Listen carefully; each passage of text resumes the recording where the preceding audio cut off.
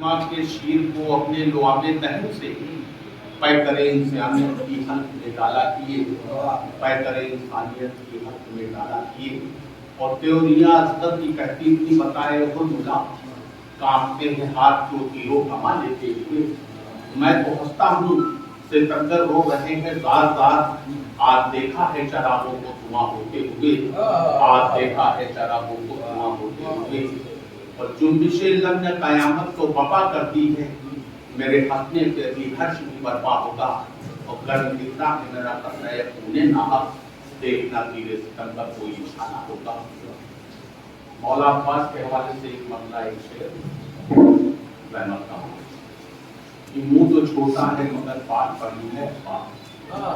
मुंह तो छोटा है मगर बात बड़ी है बात। मनाब में मेरी ज़बान की पूरी है बात। और रखती शमशीर भी कदमों पे शहर वाला के सबका बनने की तुझे भी कोई खुशी है बात। और घाट भी छीन लिया मश्क भी भरी, लेकिन तेरे ओठों पे वही तश्ना लगी है अब्बास। और सानी है तेरे करार तू है, लेकिन तेरा सानी कोई दुनिया में नहीं है अब्बास। और शैब गमखारों की फेरिस्त में देखो तो जरा नाम शकील का भी दर्ज कहीं है।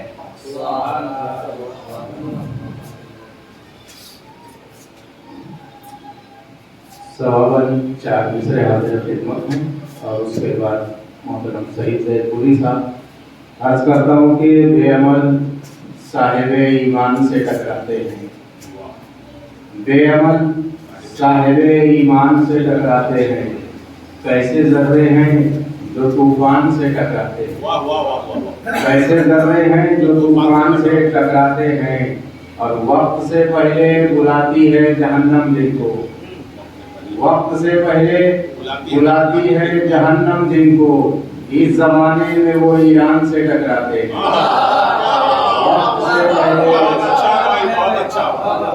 वक्त से पहले बुलाती है जहन्नम जिनको, इस जमाने में वो ईरान से टकराते हैं।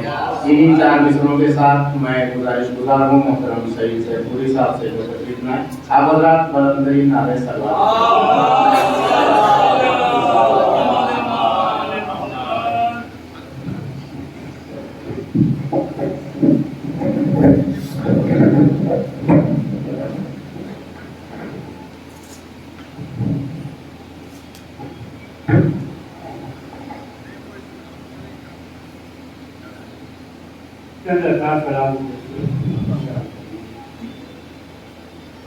सच्ची अगर नहीं है हकीकत हुसैन से,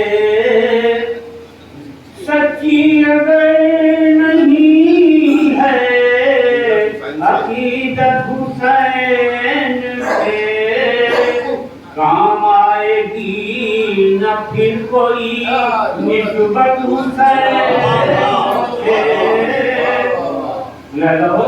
कि गर हुक्म हो तो सर को उठाए शहे हिजाज, गर हुक्म हो तो सर को उठाए शहे हिजाज।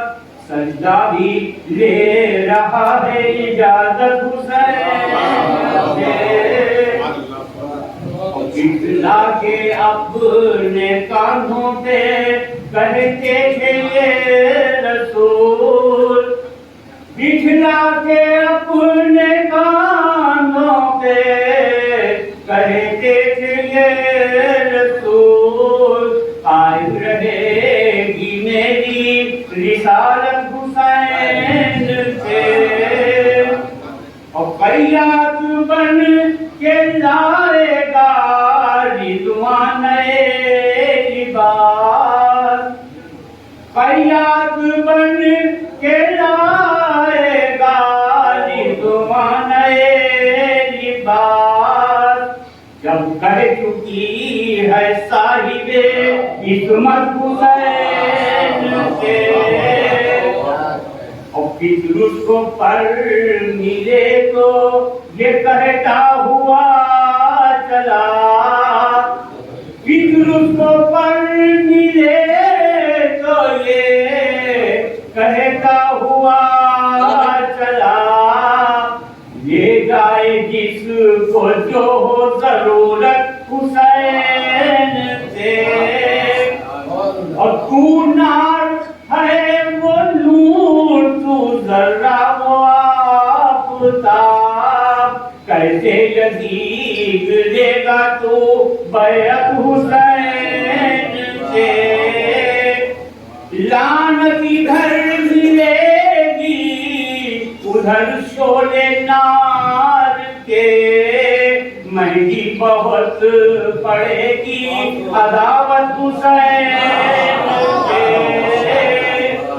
مہنگی بہت پڑے گی عداوت حسین سے، اور لاشیں غریب پہ گر پڑے شہ تھام کر جگر، لاشیں غریب پہ گر پڑے شہ تھام کر جگر، دیکھی گئی نہ بھائی کی حالت حسین سے، آقا نجف سے آ کرنے آ جائیے، نجف سے مدد کرنے لالی، اٹھتی نہیں ہے بیٹے کی میت حسین سے، اور ہے وقت عصر کوئی بھی باقی نہیں رہا، ہے وقت عصر کوئی بھی باقی نہیں رہا، مل کر گلے سے روتی ہے غربت حسین سے، اور شہ نے کہا یہ خیمے کے در پر جھکا کے سر لے لو، شہ نے کہا یہ خیمے کے در پر جھکا کے سر، لے لو رباب اپنی امانت حسین سے، مداح اہل بیت ہوں اور زائر حسین، مداح اہل بیت ہوں اور زائر حسین، مجھ کو ملی سعید یہ نعمت حسین سے۔ آپ بتا دیں بار سورہ حمد و 3 بار سورہ توحید کی تلاوت فرما کر کے مرحوم سید منظور الحسن کے سردار حسین مرحوم کو انتقال فرمائیں۔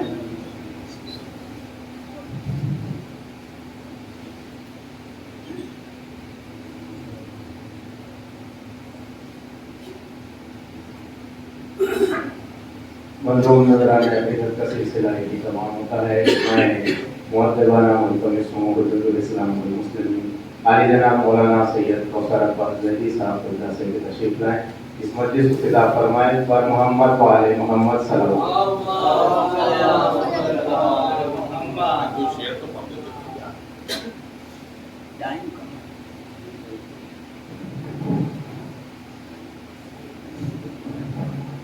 علیہ وسلم۔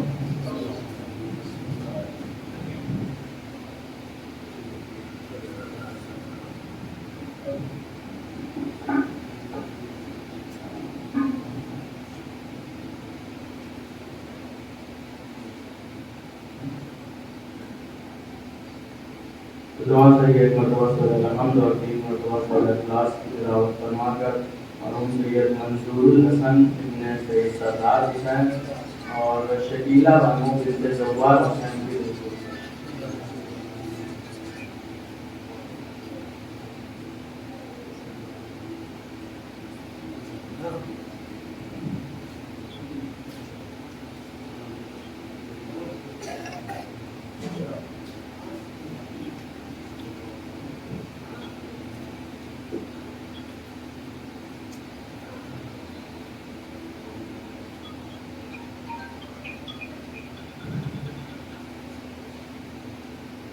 لا حول ولا قوة إلا بالله العلي العظيم أعوذ بالله من الشيطان الرجيم بسم الله الرحمن الرحيم الحمد لله رب العالمين الصلاة والسلام التحية والإكرام على النبي الأمي العربي القرشي المكي المدني الهاشمي سيدنا ونبينا وطبيب قلوبنا وحبيب نفوسنا جد المشرقين أبو الحسنين أبي القاسم محمد وعلى أهل بيته الطيبين الطاهرين المظلومين المعصومين المنتخبين المنتجبين ولعنة الله على أعدائهم أجمعين من يومنا هذا إلى قيام يوم الدين. أما بعد فقد قال الله تبارك وتعالى في كتابه الكريم وهو أصدق الصادقين وقوله الحق.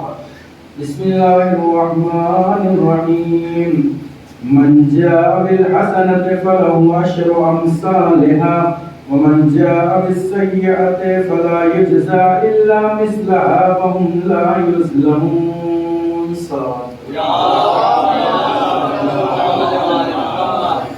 قرآن کریم کی سورہ انعام کی آیت نمبر 160 میں اللہ کی کائنات مشہور معروف آیت ہے کہ اللہ کی کائنات ارشاد فرما رہا ہے من جاء بالحسنۃ فلہ عشر امثالها کہ جو شخص بھی نیکی کرے گا اسے 10 گنا زیادہ اجر پروردگار عالم عطا کرے گا.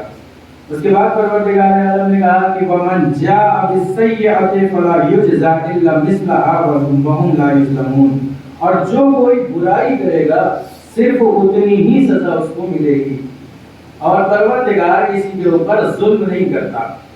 یعنی پروردگار ظلم نہیں کرتا کسی کے اوپر. اس آیت کریمہ میں صاف صاف پروردگار عالم نے بتایا کہ اگر کوئی شخص نیک عمل کرے گا تو ظاہر ہے اس کو 10 گنا زیادہ اجر ملے گا.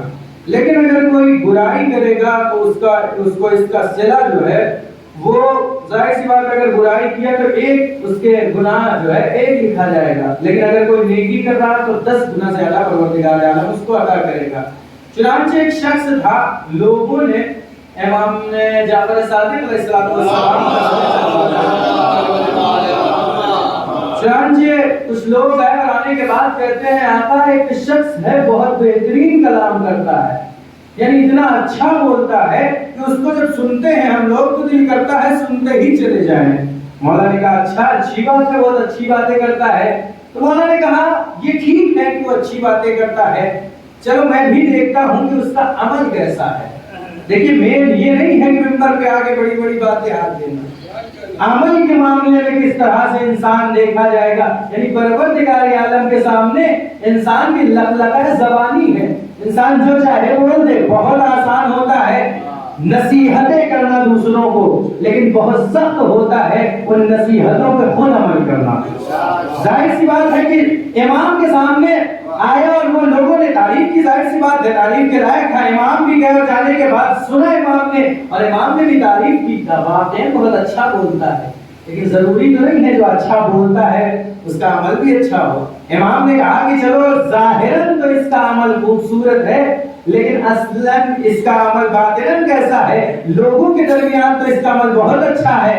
اس کی مثال اسی طرح سے ہے کہ لوگ جو ہے مثلا ہمیں چاہیے کہ ہم جب اعمال کریں تو خدا کے خوشنودی کے لیے کریں, تاکہ لوگوں کے لیے.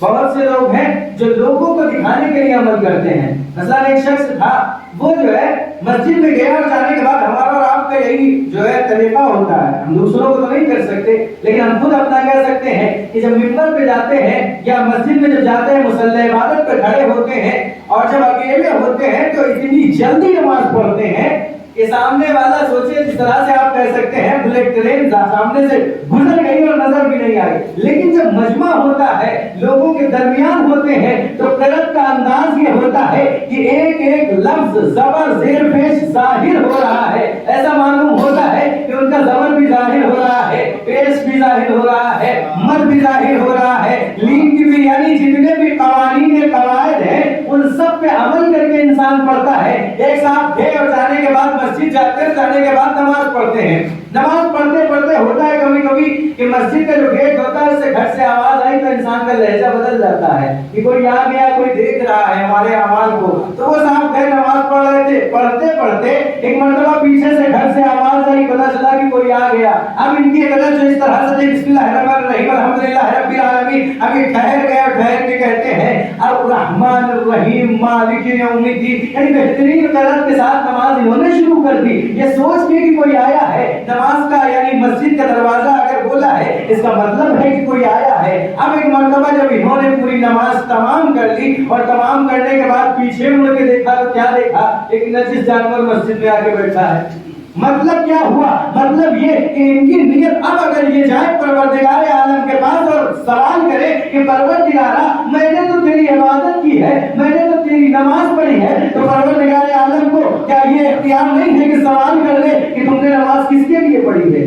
तुमने यही सोच के पढ़ी ना कि जो शख्स पीछे से आ रहा है वो देखेगा, तारीफ करेगा। तो याद रखें सबसे पहली चीज हमारी जो अमल में है वो नियत है। अगर हमारी नियत खालिस नहीं है, आप देखिए मैं मजलिस में अक्सर ये जुमला कहता हूँ कि आप लाख अमल कर डालिए, पैसा खर्च कर डालिए, लाखों का प्रोग्राम कर डालिए, अगर आपकी नियत खालिस नहीं है तो अमल आपका काबिल कबूल नहीं है।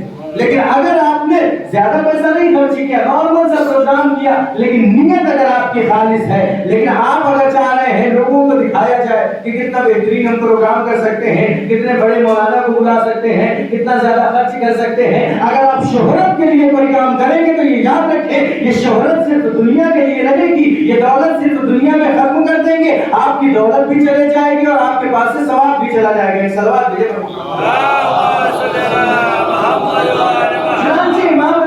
इमाम जाफर साहब ने जब ये सुना कि वो शख्स बेहतरीन तकरीर करता है, इमाम भी जाते हैं, जाने के बाद सुनते हैं, इमाम कहते हैं वाकई इसका अमल बहुत अच्छा है और इसने बेहतरीन यानी जो है इसने जो है बेहतरीन तरीके की तकरीर की है और इसका जो है इसने बहुत बेहतरीन तकरीर की, इसके पास ज्यादा इल्म है।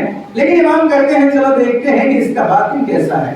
जाहिर तो सामने आ गया सबके। अब एक मर्तबा इमाम उसके पीछे पीछे चलते हैं। अब वो निकला और निकलने के बाद एक चौराहे पे पहुंचता है। चौराहे पे एक ठेला लगा हुआ था फलों का, उसमें से 4 अनार उसने अपनी जेब में रखे, आंख बचा के, जिसको कहते हैं कि जिसका फल था उसको उसने देखा भी नहीं, 4 अनार उठाए अपनी जेब में रखे, आगे बढ़ा।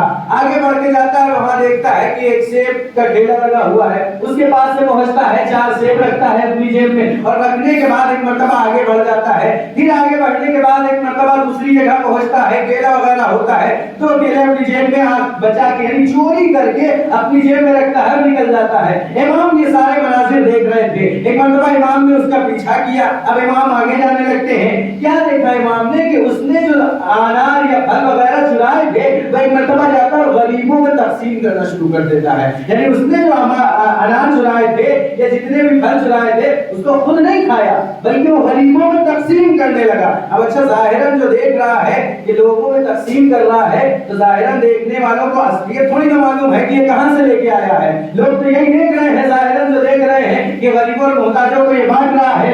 इमाम देखते रहे, सारा मंजर देखते रहे। इमाम देखने के बाद एक मर्तबा जब सब उसमें तकसीम कर दिया गरीबों में, तकसीम करने के बाद अब इमाम करीब पहुंचते हैं और पहुंचने के बाद कहते हैं कि भाई आपका ये अमाल मुझे कुछ समझ में नहीं आया। आपने वहां पर तो बेहतरीन तकरीर की और वाकई बहुत अच्छी तकरीर की, लेकिन यहाँ पे आप गए और जाने के बाद आप जो है जाते हैं और एक ठेले पे चुरा लेते हैं, फल को चुराते हैं, दूसरे ठेले पे जाते हैं, दूसरे फल को चुराते हैं, तीसरे पे चुराते हैं, लेकिन उसके बाद आपने जो है उसको गरीबों में तकसीम कर दिया। तो ये कहता है कि शायद आपने कुरान की वो आयत नहीं पढ़ी है, कुरान नहीं पढ़ा है। अब ये कह भी किससे रहा है? जिसको इमाम की मारिफत नहीं है, जिनको मालूम नहीं है ये कुरान को पढ़ना समझना, इनसे बेहतर न कोई कुरान की तफसीर कर सकता है, न इनसे बेहतर कोई कुरान को समझ सकता है।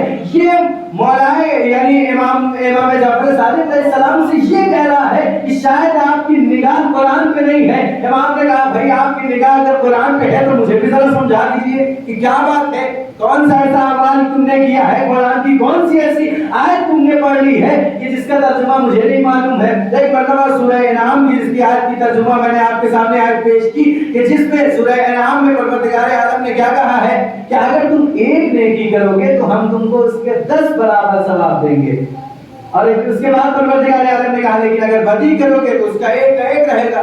تو ایک مرتبہ وہ کہتا ہے مولا یعنی امام جعفر صادق علیہ السلام سے کہتا ہے کہ آپ نے کیا قرآن کی وہ آیت نہیں پڑھی سورہ انعام کی آیت نمبر 160 میں پروردگار عالم چیخ کے ارشاد فرما رہا ہے کہ اگر کسی نے نیکی کی ہے ایک نیکی کا بدلہ 10 دیا جائے گا. پھر وہ کہتا ہے مولا یہ بتائیے کہ میں نے مثلا 10 انار چرائے ہیں 10 انار چرائے ہیں یا 10 کو چھوڑ دیجئے میں نے مثلا ایک چرایا ہے تو ایک کا بدلہ یا 10 میں نے جو چرائے ہیں پھل اس 10 کا گناہ کتنا ہوگا اس آیت کے لحاظ سے گناہ کتنا ہوگا.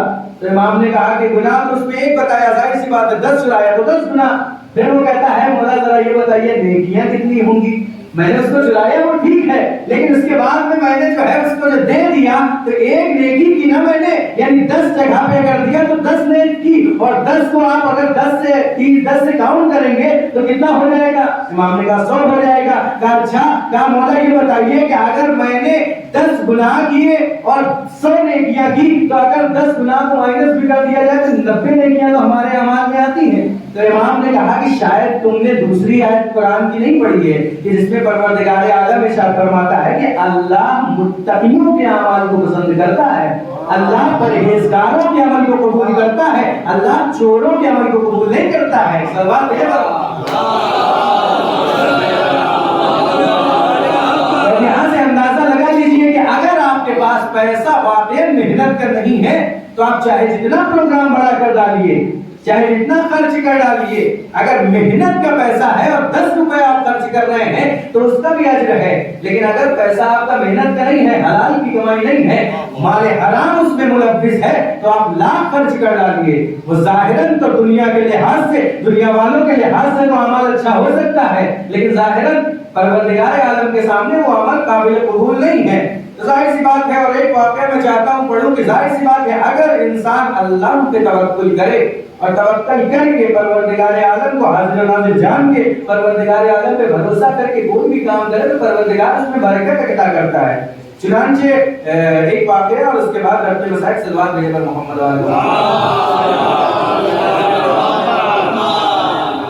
چنانچہ ایک واقعہ ملتا ہے بجلی دیکھیں وقت میں بار بار دیکھ رہا ہوں تاکہ جو ہے اذان کا وقت بھی آپ کے ساتھ میں رہے. ابھی وقت بہت زیادہ ہے تو چنانچہ ایک واقعہ ملتا ہے کہ اگر واقعی انسان خالص خدا کے لیے خدا کی راہ میں نکلے اور نکلنے کے بعد اگر انسان کام کرے روزی رزق کی تلاش میں نکلے تو پروردگار عالم واقعی وعدہ کیا ہے پروردگار نے کہ تم ایک نیکی کرو گے ہم 10 برابر اجر دیں گے.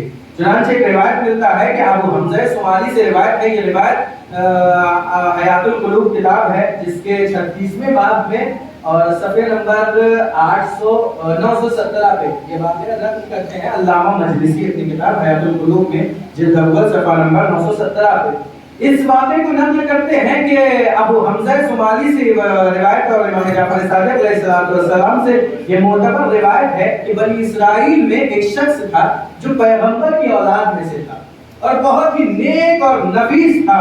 یعنی اتنا نیک تھا کہ اس کے پاس جتنی دولت تھی محتاجوں اور غریبوں میں خرچ کیا کرتا تھا.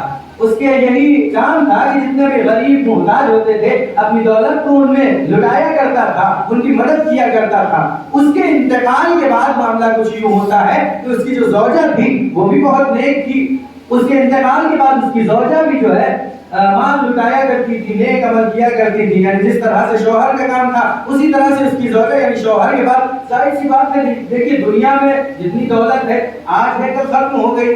اگر کوئی کام کرنے والا نہیں ہے آپ یہ صرف سوچئے کہ بیٹھ کے آپ خرچ کرتے رہیے تو آپ کے پاس کروڑوں کی جائیداد ہو لاکھوں کی جائیداد ہو. آج کل تو آپ کو پتا ہوگا کہ زمیندار تو پرانے زمانے کے تھے آج وہ ختم ہو گئے. کیوں ختم ہو گئے؟ کیونکہ ان کے پاس جتنی دولت تھی دھیرے دھیرے کر کے کہیں پہ ہدیہ کر دیا کسی کو دے دیا کسی کو بیچ دیا یعنی جس طرح سے ہوا ختم کر دیا. تو آج اس کے بعد آج ختم ہو گئی ساری زمین. تو زمین ہو جائیداد ہو مال ہو اس دنیا میں رہ جانا اور ختم ہو جانا ہے. لیکن ایک چیز ایسی ہے دنیا میں کہ جو ختم نہیں ہوتی ہے اور وہ ہے علم. علم انسان جتنا چاہے بانٹتا رہے، انسان کے علم میں اضافہ ہوتا جائے گا لیکن کبھی ختم نہیں ہوگا۔ چنانچہ اس روایت میں ملتا ہے کہ یہ جو ہے اس شخص کا جب انتقال ہوا تو اس کی جو زوجہ تھی وہ بھی بہترین طریقے سے راہ خدا میں لوگوں کی مدد کیا کرتی تھی۔ اس کا ایک چھوٹا سا بیٹا تھا، جب اس کا انتقال ہوا کچھ وقت گزرا تو یہ بیٹا جوان ہوا، اور جوان ہونے کے بعد جدھر بھی نکلتا تھا معاشرے میں تو لوگ اس کو جو ہے اس کے والد کو دعائیں دیتے تھے، اس کو دعائیں دیتے تھے اور اس کے والد کے لیے مغفرت کی دعائیں کرتے تھے۔ یہ ایک دن اپنے گھر پہ آتا اور آنے کے بعد کہتا ہے مادر گرامی یہ بتائیے کہ میرے والد کا کون سا ایسا کام تھا کہ جس کی وجہ سے جسے دیکھیے مجھے دعاؤں سے نوازتا ہے، میرے بابا جان کے لیے استغفار کی دعائیں کرتا ہے، میری سلامتی کی دعائیں کرتا ہے۔ ایک مرتبہ اس کی ماں نے کہا کہ بیٹا تمہارے باپ کے پاس جو دولت تھی وہ یتیموں، غریبوں، مسکینوں میں بانٹا کرتے تھے۔ پھر کہا اس کے بعد کہا دولت مند تھے بہت زیادہ، اچھا دولت مند تھے اگر تو اس کے بعد میرے سامنے تو کوئی دولت نہیں دکھائی پڑ رہی، یعنی اس وقت ختم ہو گئی تھی۔ تو اس کی ماں نے کہا کہ بیٹا معاملہ یہ ہوا کہ تمہارے باپ کے بعد جو دولت بچی تھی میں نے بھی تمہارے باپ کے نقش قدم پہ کام کیا اور جتنے بھی اسی کی طرح سے دولت جو ہے لوگوں میں تقسیم کرتی رہی۔ اب جب اس نے یہ سنا تو سننے کے بعد کہتا ہے کہ اما جان جو میرے بابا نے کیا وہ تو لائق ثواب تھا، یعنی انہوں نے جو کام کیا ان کو اس کا آج بھی ملے گا، لیکن آپ نے جو کام کیا ہے، آپ نے جو دولت لٹائی ہے اس کو لٹانے کا آپ کو کوئی حق نہیں تھا، بلکہ ضروری نہیں ہے کہ آپ لائق ثواب ہو سکتا مستحق عذاب ہو گئی ہوں۔ تو اس کی ماں نے کہا یہ کیسی باتیں کر رہے ہو بیٹا، کیوں ایسا کیوں ہے؟ تو وہ کہتا ہے کہ مادر گرامی یہ بتائیے کہ میرے باپ نے جو دولت کمائی تھی یہ واقعاً دولت انہوں نے خود کمائی تھی اور ان کا حق تھا لٹانے کا، کیونکہ انہوں نے خود اس دولت کو کمایا تھا، لیکن جو دولت آپ کے پاس بچی تھی کیا اس میں میرا حق نہیں تھا؟ میرا جو حق تھا آپ نے اس کو جو ہے راہ خدا میں خرچ کر دیا ہے۔ تو ایک مرتبہ مادر اس کی ماں کہتی ہے کہ بیٹا مجھے گمان بھی نہیں تھا کہ تم میرے بارے میں اس طرح کی باتیں کرو گے۔ تو وہ کہتی ہے کہ بیٹا اس کو میرے لیے حلال کر دینا، مجھے معاف کر دینا۔ تو وہ کہتا ہے مادر گرامی میں نے آپ کو حلال کر دیا آپ کے لیے، اس کو معاف کر دیا، کہا ٹھیک ہے۔ اب ایک مرتبہ یہ شخص کہتا ہے، یہ بیٹا کہتا ہے اس کا، کہتا اما جان یہ بتائیے کیا کچھ بچا ہے؟ یعنی زمانے میں جو اس زمانے میں درہم و دینار کا معاملہ چلتا تھا، اس نے کہا کیا کچھ بچا کے رکھا ہے؟ تو ظاہر سی بات ہے کہ عورتیں جو ہوتی ہیں گھر کی ذمہ دار عورتیں جو ہوتی ہیں وہ سخت وقت کے لیے اپنی دولت کو چھپا کے رکھتی ہیں۔ تو اس نے کہا ہاں کچھ پڑا ہوا ہے، کہا کتنا ہے؟ کہا 100 درہم ہے۔ کہا ٹھیک ہے، اس زمانے کے لحاظ سے 100 درہم ہوا کرتا تھا۔ اس نے کہا ٹھیک ہے، لیکن 100 درہم میں اس نے کہا رزق کی تلاش میں نکلنا ہے۔ اب ایک مرتبہ وہ 100 درہم لیتا ہے اور رزق کی تلاش میں نکلتا ہے، یعنی آج کے زمانے میں آپ سمجھ لیجئے کہ بزنس کرنے کے لیے نکلتا ہے اور اس کے پاس 1000 روپے ہیں۔ اس زمانے کے لحاظ سے آپ جوڑے کہ 1000 روپے ہے، وہ بزنس کرنے کے لیے نکل رہا ہے۔ اس زمانے میں اگر آپ کسی سے کہہ دیں کہ بھائی 1000 روپے لے کے ہم جا رہے ہیں بزنس کرنے کے لیے، تو وہ کہے گا کہ کیسی باتیں کر رہے ہو بھیا، 1000 میں تو آپ جا کے جھولا بھرنے کے لیے سبزی جائیں گے لینے کے لیے، تو آج کل 1000 میں آپ کو اگر مہنگی سبزی خرید لی تو آپ کا جھولا بھی نہیں بھرے گا 1000 میں، اور 1000 میں بزنس کرنے کے لیے تو ایک مرتبہ وہ 100 درہم لے کے نکلتا ہے اور نکلنے کے بعد کرتا ہے کہ پروردگار عالم کے اوپر توکل کرتا ہے، بھروسہ کرتا ہے کہ بزنس کرے گا، کام کرے گا، رزق کی تلاش میں نکلتا ہے۔ جب وہ نکلتا ہے سامنے پہنچتا ہے، سر راہ کیا دیکھتا ہے کہ ایک مردہ شخص پڑا ہوا ہے، لیکن اس کے چہرے سے آثار مومنیت یعنی مومن کے آثار ٹپک رہے ہیں، اس کے چہرے پہ بڑا نور ہے، لیکن وہ مردہ پڑا ہوا ہے۔ اس نے اپنے ذہن میں یہ خیال کیا کہ اس سے بہترین بزنس کیا ہو سکتا ہے کہ اللہ سے بزنس کیا جائے، یعنی پروردگار نے کیا وعدہ کیا ہے کہ اگر تم میرے راہ میں 1 خرچ کرو گے تو ہم تمہیں اس کے 10 برابر گنا اجر دیں گے اور اس کا عطا کریں گے۔ تو ایک مرتبہ اس نے سوچا کہ اس سے بہترین کیا ہوگا کام، تو وہ چلتا ہے، جانے کے بعد کیا کرتا ہے اس کے تدفین، کفن اور دفن کا انتظام کرتا ہے، کفن کا انتظام کرتا ہے، دفن کا انتظام کرتا ہے، اور روایت میں ہے کہ 80 درہم اس کے دفن و کفن میں تمام کر دیے۔ اب 100 درہم میں سے 80 درہم اس نے خرچ کر دیے، بچا کتنا؟ 20 درہم۔ 20 درہم لے کے آگے نکلتا ہے اور کہتا ہے کہ پروردگار انشاءاللہ اسی میں ہم کو برکت عطا کرے گا، اور وہ نکلتا ہے۔ راستے میں سر راہ پھر ایک شخص ملتا ہے جو زندہ تھا، وہ نہیں مردہ تھا، آپ کیسے سمجھیے کہ وہ بھی مردہ تھا۔ ایک شخص مردہ ملا، اس کو دفن کیا، دفن کرنے کے بعد 80 درہم ختم ہوا، 20 درہم بچا، اور ایک مرتبہ آگے بڑھتا ہے، بڑھنے کے بعد ایک شخص ملتا ہے اور ملنے کے بعد کہتا ہے بھائی صاحب کہاں چلے جا رہے ہو؟ کہاں بزنس کرنے جا رہا ہوں، رزق کی تلاش میں جا رہا ہوں. اچھا کہا کچھ پیسے ویسے رکھے ہو؟ کہا ہاں رکھے ہوں. کہا کتنا رکھے ہو؟ کہا 20 درہم ہمارے پاس ہیں. اس زمانے کے لحاظ سے آپ سوچیں کہ اگر کسی کے پاس 1000 روپے ہو اور اگر رزق کی تلاش میں بزنس کے لیے نکلے اور اس کے بعد میں اس میں سے بھی 800 روپے خرچ کر دے, 200 روپے لے کے نکلے, تو سامنے والا سوال کرے گا کہ اس 200 روپے میں کوئی بزنس نہیں ہو سکتا ہے, 200 روپے میں کوئی بزنس نہیں ہو سکتا. وہ شخص بھی کہتا ہے کہ تم 20 درہم میں کون سا بزنس کرو گے, تمہیں کوئی بزنس نہیں مل سکتا. تو ایک مرتبہ وہ کہتا ہے کہ مجھے پروردگار عالم کے اوپر بھروسہ ہے, پروردگار عالم اگر چاہے تو کم میں بھی بہت زیادہ برکت عطا کر دیتا ہے. جیسے اس نے یہ جملہ سننے کے بعد کہتا ہے کہ تم انسان کو بڑے اچھے لگتے ہو, اس لڑکے سے, جوان لڑکے سے کہتا ہے کہ تم لڑکے تو بڑے بہترین لگتے ہو, تو ایسا کرو میں تمہیں ایک بزنس بتاتا ہوں, اس میں تمہارا فائدہ ہی ہوگا, گھاٹا نہیں ہوگا, لیکن اس میں میری ایک شرط ہے. اب کیا شرط ہے؟ شرط یہ ہے کہ میں تمہیں بتاؤں گا, میں تمہیں ایسا بزنس بتاؤں گا کہ تمہیں فائدہ بھی ہوگا, لیکن شرط یہ ہے کہ اس میں نصف میرا ہوگا, یعنی آدھا اس میں سے میرا ہوگا. اس نے کہا ٹھیک ہے, بتاؤ تمہیں کیا کرنا ہے. تو ایک مرتبہ یہ کہتا ہے, شخص جو تھا وہ کہتا ہے کہ بیٹا دیکھو یہ جو راہ تمہیں سیدھی دکھائی پڑ رہی ہے, اسی راستے پہ تم چلے جانا. اس راستے پہ چلتے چلتے تم کچھ وقت جب گزرے گا اور ایک جگہ پہ تمہیں گھر دکھائی دے گا, وہاں پہ چلے جانا اور وہ لوگ تمہیں اپنا مہمان بنا لیں گے.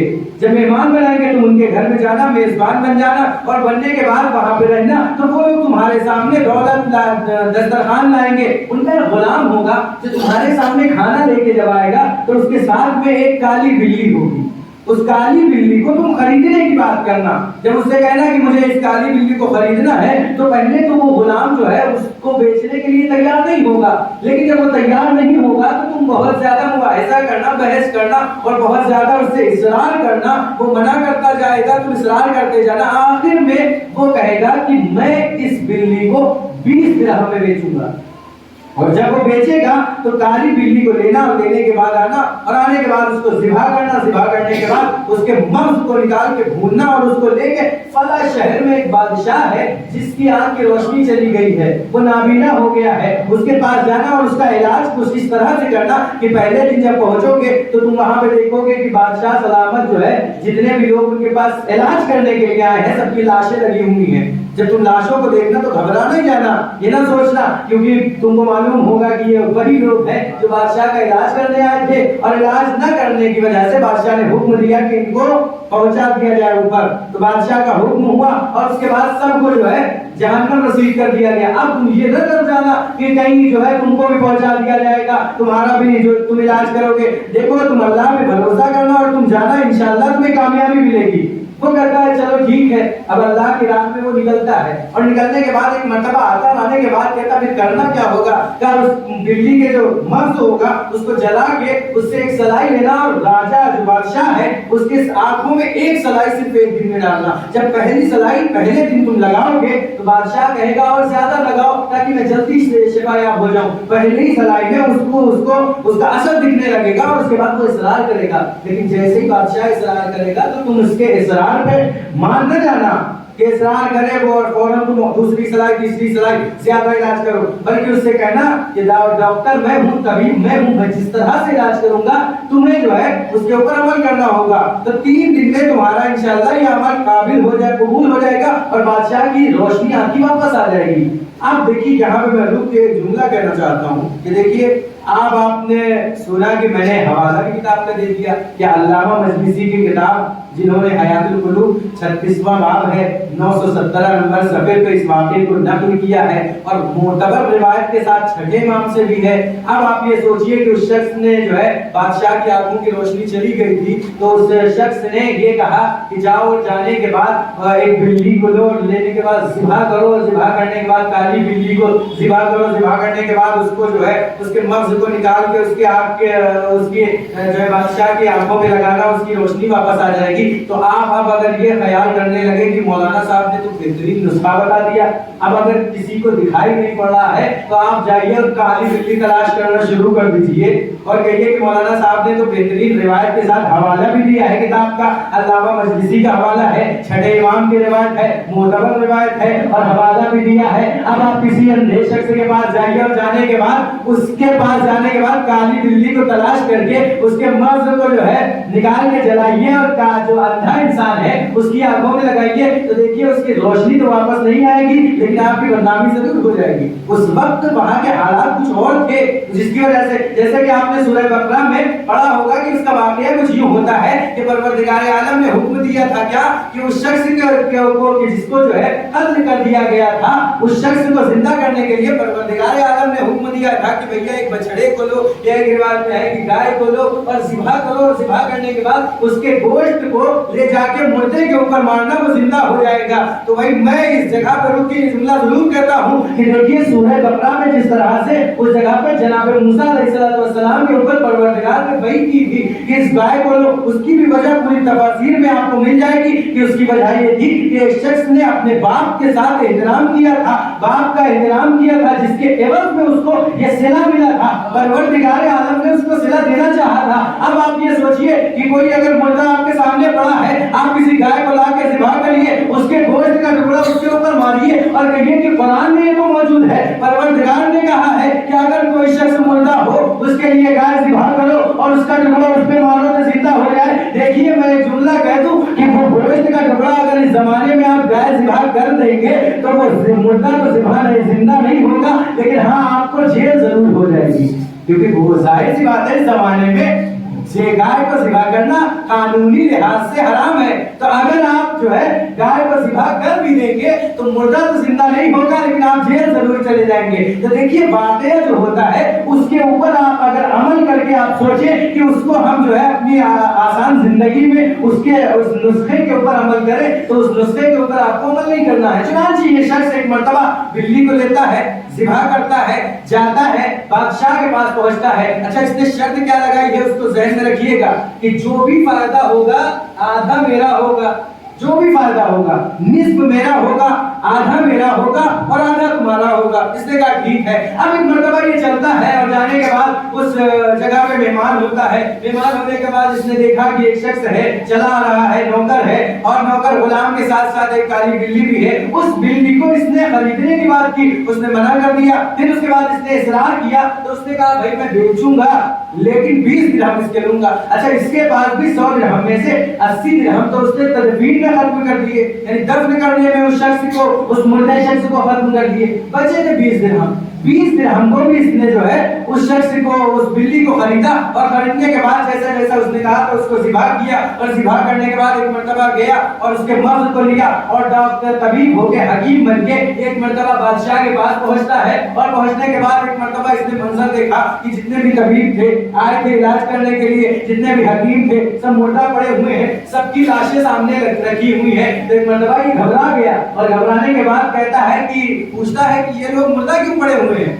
तो जो नौकर थे, नौकर ने खादिम ने कहा कि मामला ये था कि ये लोग आए थे, ये बहुत मशहूर मारूफ इस जमाने के हकीम थे, और कहते हैं कि हम इनका इलाज कर देंगे, लेकिन इनका इलाज से बादशाह को कुछ फायदा न हुआ तो बादशाह ने हुक्म दिया कि इनको सूली दे दी जाए। इनको फांसी दे दी गई और ये दुनिया से चले गए। तो एक मर्तबा वो घबराया, लेकिन घबराने के बाद फिर उसने कहा कि मुझे परवरदिगार आलम पे तवक्कुल करना है, भरोसा करना है। परवरदिगार आलम पे तवक्कुल करके, भरोसा करके एक मर्तबा बादशाह के पास पहुंचता है, और पहुंचने के बाद कहता है मैं आपका इलाज करूंगा। बादशाह ने कहा ठीक है, तुम अगर इलाज करना चाहते हो। बहुत से हकीम भी उसके साथ मौजूद थे, सभी को दूर किया गया। इसने कहा कि मेरा जो इलाज होगा वो मेरे हिसाब से होगा, और मैं यकीन के साथ कहता हूं कि आपको मुकम्मल शिफा मिल जाएगी। बादशाह ने जैसे ही ये जुमला सुना, सुनने के बाद कहा हाँ भाई तुम्हारा इंतजार था, आइए बिस्मिल्लाह। अब एक मर्तबा उसने जो है जिस तरह से उस शख्स ने बताया था उस लिहाज से इसने जो है एक मर्तबा सूरमा लिया, उस बिल्ली के मक्स का जो सूरमा था उसको एक सलाई ली, जिससे आंखों में बादशाह के जैसे ही लगाया तो उसको फौरन जैसे ही लगाया कुछ इफाका हुआ, उसको हल्का सा कुछ नजर आने लगा। यानी बादशाह को यकीन हो गया कि इसका जो अमल है, इसकी दवा है मुझे फायदा कर रही है। तो बादशाह ने कहा कि ऐसा है कि थोड़ा ज्यादा दवा लगा दो ताकि जल्दी शिफा मिल जाए। तो उसने कहा देखिए बादशाह सलामत, आप बादशाह सलामत होंगे अपने यहाँ पे, लेकिन मैं हूँ हकीम, मैं हूँ तबीब, मैं अपने हिसाब से आपका इलाज करूंगा। क्योंकि उसने मना किया था कि बादशाह अल्लाह के सलाह करे, उसके ऊपर ज्यादा तुम दवा न लगाना। तो उसने कहा ठीक है। जैसे ही पहले दिन उसने पहली सलाई लगाई, बादशाह की थोड़ी सी आंख की रोशनी वापस आई, बादशाह खुश हो गया। उसने कहा भाई ठीक है, मरते नहीं तो करते का। जाहिर सी बात है आपने मिसाल सुनी होगी कि मजबूरी में गधे को भी बाप बनाना पड़ता है। بادشاہ کرتا کیا، اس حکیم کی بات کو اس کو سننا پڑا، اور ڈاکٹر ظاہر سی بات ہے جب حکیم ہو ڈاکٹر ہو اس کی بات ماننا پڑتا ہے۔ اب ایک مرتبہ حکیم جو ہے کہتا ہے ٹھیک ہے، بادشاہ نے کہا ٹھیک ہے۔ دوسرا دن آیا، دوسرے دن اس نے پھر ایک مرتبہ ایک سلائی لگائی، اس کی آدھی سے زیادہ روشنی واپس آ گئی۔ تیسرا دن آیا، تیسرے دن بادشاہ کی آنکھ کی جو ہے کے اوپر سلائی، اس نے سلائی سے وہی جو اس نے نسخہ بتایا تھا لے کے آیا تھا اس کو لگایا، اور بادشاہ کی مکمل شفا مل گئی بادشاہ کو۔ اب بادشاہ سلامت ہے، ظاہر سی بات ہے بادشاہ کو شفا مل جانا اس کا مطلب آپ سمجھتے ہیں بادشاہ بہت خوش ہو گیا، اور خوش ہو کے کہتا ہے کہ تمہیں جو چاہیے مجھ سے مانگ لو، میں تمہیں دینے کے لیے تیار ہوں۔ بادشاہ کا مزاج آپ سمجھتے ہی ہے کہ بادشاہ جب خوش ہو جائے کسی سے تو وہ کہتا ہے کہ منہ مانگنا تم دوں گا، جو مانگنا ہو مانگ لو۔ وہ کہتا ہے کہ مجھے کچھ مانگنا نہیں ہے، بلکہ آپ جو عطا کریں گے میرے لیے بہت ہے بھائی۔ تو ایک مرتبہ بادشاہ اس سے خوش ہو جاتا ہے، اور جب اس نے یہ بھی اصرار نہیں کیا کہ مجھے کچھ چاہیے تو بادشاہ اتنا زیادہ خوش ہو جاتا ہے کہ بادشاہ کہتا ہے کہ میری ایک دختر نیک ہے، یعنی میری ایک بیٹی ہے، بہت ہی خوبصورت ہے اور خوبصورت بھی ہے، میں چاہتا ہوں کہ تمہارے ساتھ اس کا عقد کر دوں۔ یہ جوان شخص جاتا جانے کے بعد کہتا ہے کہ میں، بادشاہ نے جیسے ہی کہا میں چاہتا ہوں اپنی بیٹی کا نکاح تمہارے ساتھ کر دوں، تو جیسے اس نے سنا کہا دیکھیے بادشاہ سلامت ایسا ہے کہ ٹھیک ہے آپ کی مہربانی کا شکریہ، لیکن آپ پہلے بادشاہ، میں غریب بچہ ہوں اور میری ماں ضعیف ہے، اور میں اپنے غریب سے گھر میں رہتا ہوں، جھوپڑی میں رہتا ہوں، میں اپنی ماں کا بہت خیال کرنا چاہتا ہوں، میں چاہتا ہوں میں اپنی ماں کے ساتھ رہوں، میں اپنی ماں کو چھوڑنا نہیں چاہتا ہوں۔ تو بادشاہ نے کہا اس سے اچھی کیا بات ہے، بادشاہ نے دیکھا کہ بادشاہ بہت ذہین ہوتے ہیں، بہت سمجھدار ہوتے ہیں، اس نے جیسے یہ جملہ سنا تو وہ سمجھ گیا کہ یعنی یہ اپنی ماں کا بھی بہت احترام کرتا ہے۔ بادشاہ نے کہا بھائی دیکھو ایسا ہے رشتہ تو پکا ہے، اب اس کے بعد تمہارے اوپر اختیار ہے کہ تم میری بیٹی کو چاہو تو یہاں رکھو، چاہو اپنے گھر لے جاؤ، کیونکہ اس کو معلوم تھا کہ بادشاہ سلامت اگر اپنی بیٹی سے شادی کریں گے تو ظاہر سی بات ہے انہی کے گھر پر رہنا پڑے گا۔ اس نے جیسے یہ جملہ کہا کہ میری ماں ضعیفہ ہے مجھے ان کے ساتھ رہنا ہے، تو بادشاہ نے کہا پریشان ہونے کی ضرورت نہیں ہے،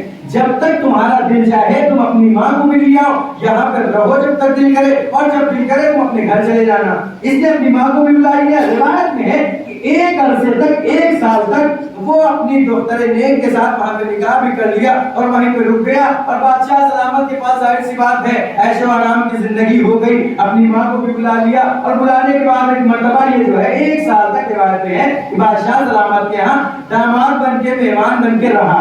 ایک سال تک گزر گیا تو اس نے کہا کہ بھائی چلتے ہیں، اپنا جو گھر ہے آبائی وطن ہے اس میں بھی چلتے ہیں، دیکھتے ہیں اس میں کیا حال ہے۔ اس نے اپنی ماں کو ساتھ میں لیا، اپنی زوجہ کو لیا، اب یہ چلنے لگا۔ تو جب اپنی گھر چلنے لگا تو بادشاہ سلامت، ظاہر سی بات ہے ہمارے اور آپ کے یہاں کا بھی ہوتا ہے کہ جب بیٹیوں کی شادی ہوتی ہے تو ان کے لیے بہترین جو ہے چیزیں ان کے لیے جہیز کی شکل میں دیتے ہیں، بہترین چیزیں بیٹی کے لیے ساتھ میں بیٹی کے عطا کرتے ہیں تاکہ بیٹی کو مشکلات کا سامنا نہ کرنا پڑے۔ بادشاہ سلامت تھا، روایت میں ہے کہ ایک مرتبہ بادشاہ سلامت نے اس زمانے کے لحاظ سے بہترین قسم کے اونٹ بھیجے، بہترین قسم کے ڈمبے بھیجے، بہترین قسم کے یعنی جانور جو حیوانات تھے اس کو ساتھ بھیجا۔ اس کے علاوہ ہیرے جواہرات سے لدی ہوئی گاڑیاں بادشاہ سلامت نے اپنے داماد اور اپنی بیٹی کے ساتھ میں بھیجا۔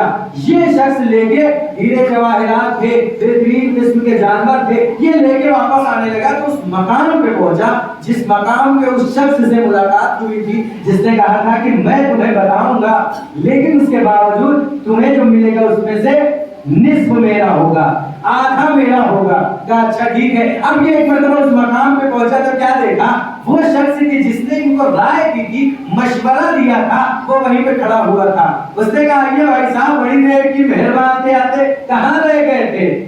تو اس نے بتایا بھائی کیا بتایا، بڑا معاملہ ہو گیا، معاملہ کچھ یوں ہوا کہ آپ نے جو ہے جو بتایا تھا وہ کام کر گیا نسخہ، اور بادشاہ سلامت اتنا خوش ہوا کہ اس نے اپنی بیٹی کا عقد میرے ساتھ کر دیا، اور عقد کرنے کے ساتھ ساتھ مجھے جو ہے اپنے گھر مہمان رکھا، میں ایک سال تک اس کے یہاں رہا۔ لیکن دیکھو بھائی ایسا ہے کہ میں ایک سال تک ان کے یہاں رہا ضرور ہوں لیکن میرے پاس جو بھی دولت ہے میں لے کے آیا ہوں، بس یہ ہے کہ جتنے دن میں ان کے یہاں رہا ہوں اس میں جو کھایا ہے اس کو میرے لیے حلال کر دو۔ اس نے اپنی ماں سے کہا تھا کہ آپ نے میرا حق کھایا ہے، مجھے حلال کر دیجئے میرے لیے۔ اور بادشاہ سلامت کے ہاں جب یہ گیا اور اس شخص نے یعنی وہ شخص جو تھا اس نے کہا کہ میرے لیے، اس بیٹے نے کہا کہ میرے لیے وہ حلال کر دیجئے बादशाह पहचानना भूल गया। एक मर्तबा बहलोल दाना ने कहा जाओ ऐसा है कि अपने यहाँ जाके इस मर्तबा तुम प्याज इकट्ठा कर लो और इस ऐसे कमरे में रखना जिसमें जो है ताला लगा देना और महीनों तक उसको न खोलना, महीनों तक उसको न खोलना। ये चूंकि आया था बहलोल को पहली मर्तबा जब आया था तो दाना समझ के आया था, तो दानाई की बात बहलोल ने की और कहा ऐसी चीज खरीदो, यानी कि कहा था लोहा खरीदो या जो कोयला कहा था, उससे उसको बेहतरीन फायदा हुआ। दोबारा जब आता है तो दाना समझ के नहीं आया बल्कि दीवाना समझ के आया। तो जाहिर है दीवाना समझ के बहलोल ने उसको दीवाने वाली बात भी बता दी। का प्याज खरीद के अपने गोदाम में भर लेना और उसको महीनों तक खोलना नहीं। इसने प्याज लिया और भर लिया, नतीजा क्या हुआ? महीनों के बाद जब उसने खोला तो सारा सड़ गया। मामला क्या हुआ? हम लोगों के पास आता, बहलोल के पास आता है और आने के बाद कहता है बहलोल मैंने तुमसे मशवरा किया था और तुमने इतना मशवरा खराब किया कि तुम्हारे मेरा पूरा नुकसान हो गया। तो बहलोल कहता है, बहलोल दाना ने कहा कि पहली मर्तबा जब तुम आए थे तो दाना समझ के आए थे, जाहिर सी बात है एक दीवाने से जब तुम सवाल करोगे, एक दीवाने से मशवरा करोगे तो इसी तरह से मशवरा देगा। यानी लोगों का मिजाज ये होता है कि जब तक गरीबी है तब तक लोगों की इज्जत करते हैं, जहाँ दौलत आ जाती है तो लोग को भूल जाते हैं कि कौन था, किसने हमारी मदद की थी। अब एक मर्तबा लेकिन उस शख्स का जाहिर सी बात है अंबिया की औलाद में से उसका बाप था, नेक सीरत था, नेक माँ थी, नेक बाप का नेक फर्जंद था। उसने कहा हाँ मुझे बिल्कुल याद है कि तुमने कहा था कि जो फायदा होगा निस्फ मेरा निस्फ तुम्हारा, आधा मेरा आधा तुम्हारा। अब ये देखो ये हीरे जवाहरात से लदे हुए गाड़ियां हैं, ये तुम्हारे सामने बेहतरीन किस्म के ऊंट हैं, ये बेहतरीन किस्म के दुम्बे हैं, बकरियां हैं, पेड़ है, गाय है, सारी चीजें तुम्हारे सामने मौजूद है। इन सब में से आधा तुम ले लो आधा मैं ले लूं। उसने कहा भाई ऐसे तो काम नहीं चलेगा। कहा क्यों? कहा काम इसलिए नहीं चलेगा कि तुमने बताया कि तुम जब गए तो बादशाह सलामत ने इस काम से खुश होके तुम्हारे लिए अपनी बेटी को तुम्हारे अक्त में दिया, यानी तुम्हारे साथ उसका ब्याह किया। कहा हाँ ये बात तो सही है। कहा तो उसमें भी तो मेरा हक है। कहा उसमें हक है। कहा देखो ऐसा है, आजकल के मिजाज होता है ना इंसान को, कहता जब बीवी की बात आ गई तो ऐसा है, घर वालों की बात आ गई तो ऐसा। अच्छा मिजाज जाहिर सी बात है बादशाह के यहाँ रह के आया था, मिजाज में बादशाहियत का रोग था। एक मर्तबा वो कहता देखो ये जितने भी कीमती ऊंट देख रहे हो, ये कीमती गाय देख रहे हो, ये कीमती किस्म के दुम्बे देख रहे हो, ये कीमती किस्म की भेड़ देख रहे हो, ये बेहतरीन किस्म के गल्लात देख रहे हो, ये कीमती किस्म के भरे हुए खजाने जितने भी देख रहे हो, ये सब तुम्हारा और ये जो बादशाह की बेटी है ये हमारी। उसने कहा ये काम नहीं चलेगा ऐसे। का मतलब क्या है? का मतलब ये है कि हर चीज में निस्फ चाहिए मुझे, हर चीज में मुझे आधा चाहिए, तो हम पूरा तो नहीं ले सकते।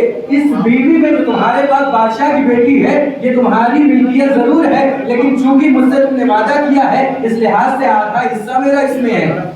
अब इसने जो है पहले तो ये कहा कि आधा ले लो, फिर ये कहा कि पूरी जितनी भी दौलत आई है बादशाह के यहाँ से सारी ले लो। उसको पता ही था बादशाह के यहाँ जाएंगे फिर मिल जाएगा, लेकिन वो शख्स भी कहता है नहीं मुझे आधी नहीं चाहिए बल्कि उस जो तुम्हारी बीवी है उसमें भी आधा चाहिए। तो एक मर्तबा ये गुस्से के आलम में आता है और आने के बाद कहता है कि ठीक है अगर तुम्हारी ऐसी बात है तो मैं जाता हूँ आरा लेके आता हूँ और इसके ऊपर रख देता हूँ, इसके 2 टुकड़े करता हूँ, निस्फ तुम लेके चले जाओ, निस्फ मैं लेके चले जाता हूँ। बस उसने जैसे ही सुना तो सुनने के बाद एक मर्तबा मुस्कुराया और मुस्कुराने के बाद कहा कि अब तुमने वाकई हक का फैसला किया है। क्या मतलब ये कि तुम्हें इसके ऊपर कोई आरा चलाने की जरूरत नहीं है, कोई इसको हक जो है इसके ऊपर जो है निस्फ करने की इसको जरूरत नहीं है। मैं कोई इंसान नहीं हूँ, न मुझे कोई तुम्हारी दौलत चाहिए, न तुम्हारी जो है ये जो ज़ौजा है वो चाहिए, बल्कि मैं फरिश्ता हूँ। उसने बताया कि मैं एक फरिश्ता हूँ, परवरदिगार आलम ने तुम्हारे उस अमल से खुश होकर तुमको ये अता किया है कि जब तुम सरेराह निकले और सरेराह पे एक मुर्दे को देखा और देखा कि उसका कोई पुरसाने हाल नहीं है, उसको लिया, उसको कफन किया, दफन किया और उसको जनाजा उसका दफन और कफन करके उसको दफन किया, तो परवरदिगार आलम तुम्हारे उस अमल से इतना खुश हुआ कि परवरदिगार आलम ने चाहा कि तुमको उसका अज्र अता करे। यानी परवरदिगार आलम ने सूरह इनाम मैंने आज पेश की कि परवरदिगार ने कहा आलम ने वादा किया है कि तुम अगर एक नेकी करोगे तो हम उसको तुम्हारे 10 बराबर अता करेंगे। तो जाहिर सी बात है 80 दिरहम उसने जो है परवरदिगार आलम लेकिन खालिस नियत के साथ अगर इनाम जो है परवरदिगार आलम के सामने। मैं चाहता हूँ आज अभी पेशखानी भी हुई मौला गाजी अब्बास अलैहिस्सलाम के शान में तज़किरा किया गया, तो मैं चाहता हूँ कि उसी गाजी के हवाले से कुछ मसाइल पढ़ दूँगा। आज रात में मज़लूम करबला शब आशूर भी गुजर गई, रोज़े आशूर आती है, एक एक करके सबकी कुर्बानियाँ शुरू हो जाती हैं।